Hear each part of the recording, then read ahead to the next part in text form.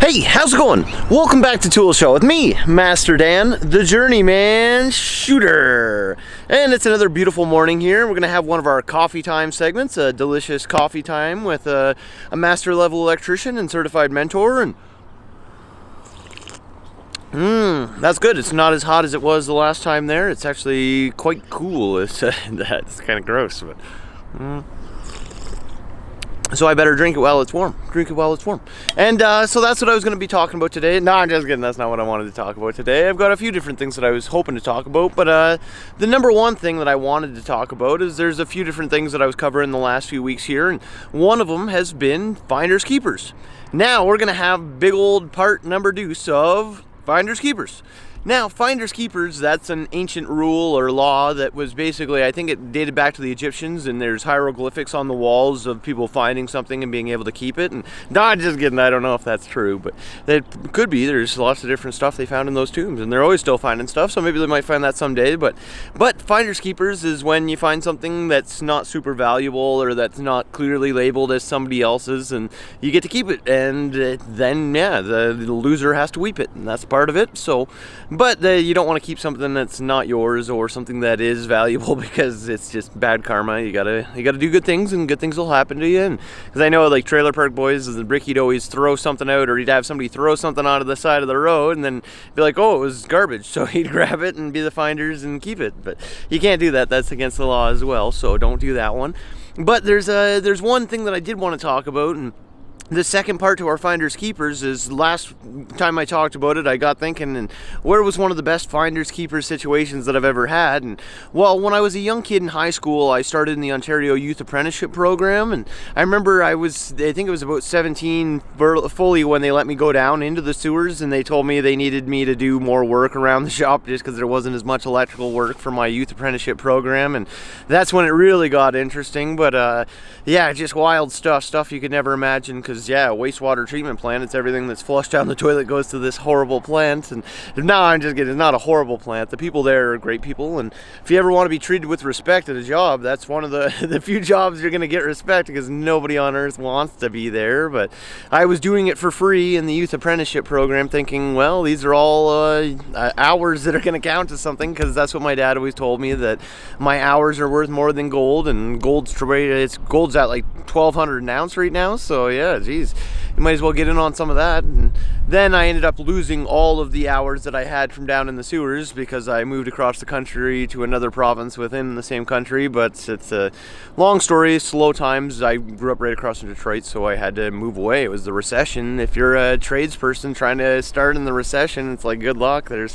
There's not much work for you, so you gotta go where the work is, and you gotta do what you gotta do, and that's what life is sometimes. But that's kind of what it is. I was working at this wastewater treatment plant, and I was working for free because that was the only way to get a job and actually get into the trades. So I was working for free at the wastewater treatment plant, and they asked me to go down in the sewers, and there was certain rules of the sewers, basically, because yeah, nobody wanted to work in the sewers. So there's things you don't touch, there's things you don't do, there's things you don't even look at, basically, because yeah, they will etch into your mind for the rest of your life. But when you were down there, one of the cool things about it was anything that you found, you got to keep, and that was part of the finders keepers thing, because really nobody would ever want it back once it's actually been down there and had a week of whatever flowing over it. You don't want it back. So usually, unless somebody called in and they reported that something went down there and we're looking for it, then yeah, you're not going to get it back. That's just part of it. It's kind of a spot that you don't want it back anyways. But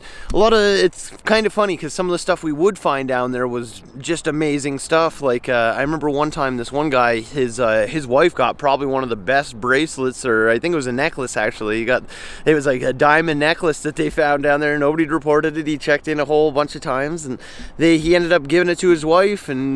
But the problem was when we went down there, we'd only go down there Mondays and Thursday mornings. So every Monday and Thursday morning, I'd be in charge of going down there with this guy. They'd give us a uniform so we didn't have to wear our street clothes down there and look like just a couple weirdos. But So I'd go down there with my buddy, and he'd rake the sewer grates, because anything that was too big to flow through these pumps that would ruin the pumps or that would ruin anything, he'd rake it and put it into a little bucket, and then I'd have to pull up the bucket basically and empty the bucket at the factory. And they gave us suits and all that kind of stuff, so that was decent, but it was one of the worst jobs you could ever imagine. And this guy'd always get first crack at whatever he found down there, and the stuff people would flush down the toilet, like, you wouldn't believe it. Like, this guy found a diamond, I think it was a diamond necklace. I don't think he ever told his wife where he got it from, because yeah, obviously she'd be quite upset if she found out that it'd been flowing through whatever for however many days. But yeah, so he did it. He took it home. I think he put it in some kind of, I don't know, chemical corrosive thing to get all the gunk off there, and he did it. He gave it to his wife, and I think she was happier than ever. He was bragging about it to everybody about how his wife was so pleased with him for giving this diamond necklace that had been flowing through the sewers for probably a couple weeks. No, I just get it. It was only probably 4 days max is usually how long, so it could be worse. But then you'd see all like every once in a while, like especially after a weekend or there's drug raids on the city, somebody would flush all their stuff down the sewers, so there'd be money, like cash, sitting down there. There's one time I remember they said they found like $1,000 in $100 bills that were somewhat usable, but the guy said he took them back to the factory. They talked about it with the boss, and the boss said, yeah, if you want it, you can have it. But who would want a $100 bill that had been flushed down the toilet? And yeah, it's quite gross. So buddy ended up taking them. I'm pretty sure he took them home and just put them out on his deck and yeah, let it kind of dry out for a little while. But it's not one of those things that you want to see or that you want to have to deal with. But I know, as personally, I've seen some just crazy stuff. And what do you think the number one thing that I saw down there while I was working at the wastewater treatment plant for free was? That's right, it's Q-tips.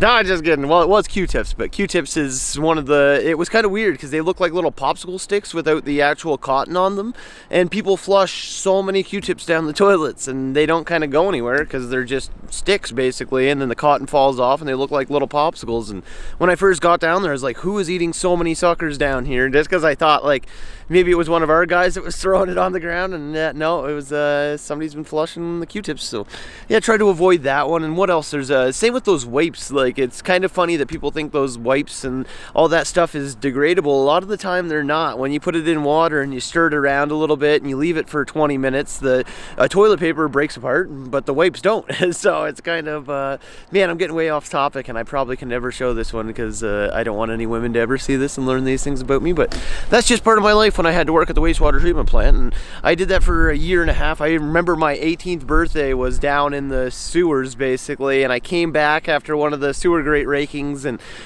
they bought me donuts and a whole bunch of other stuff. And when you're working at the treatment plant, you don't get donuts all the time back then, so luckily somebody bought me a whole bunch of donuts. And I was working in the sewers that morning, and I literally didn't have any appetite after what I saw down there. And even like there's no physical way I could have a donut, so I missed out on my 18th birthday donuts because I was working in a sewer. But I guess that's life sometimes. I don't know what I did in a past life to have deserved that, but I think maybe it's because that's what it's leading me to be. I guess a lot of the time you think, man, this is a rough job, but and that's not even one of my worst jobs. I've had much worse jobs than that. So just wait for some real good stories, especially once I get signed, or if you guys subscribe to me or like me or follow me or whatever, just kind of be there for me. And if you want to invest or you want to sponsor me, I'm always around. I got lots of time, and I'd like to join you guys. So if you want to be part of my team, get a hold of me at toolshow.ca. That's where I am. So that's all I really wanted to talk about. I don't want to tell you too many more things down there because I know I've got some great stories about some of the stuff, like some of the days, because I wasn't allowed to really go down in the full sewers. I'd have to kind of wait at the top, and I'd pull all the stuff up basically that was down there, and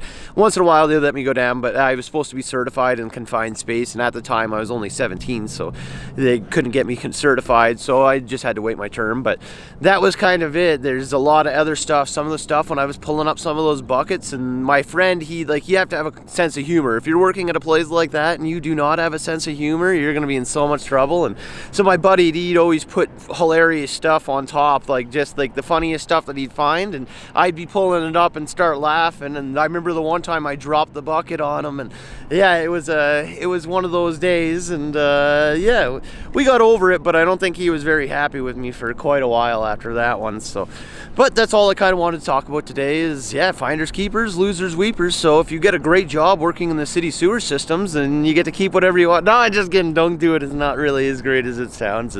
Yeah, there's a lot of other stuff that you can do out there with your life, and there's good people that work in those sewers, and geez, like, you think about how much of your life depends on these people. Like, you guys owe these people a thank you, so you're welcome. And no, just kidding. I only did it for a while, and it was in southern Ontario, so you guys don't owe me nothing usually. And if you do, then yeah, cool. Then just send it to my toolshow.ca. No, I'm just kidding. I'll give you my contact information later. That's about it. So all I want to talk about today is finders keepers, losers weepers, part 2. There may be part 3. Who knows? There's going to be lots more stuff coming up. So just keep watching, follow, subscribe, like, be my friend, and that's all we can do. So for Tool Show, Master Dan, the Journeyman shooter. I'll talk to you guys soon, and stay out of the sewers.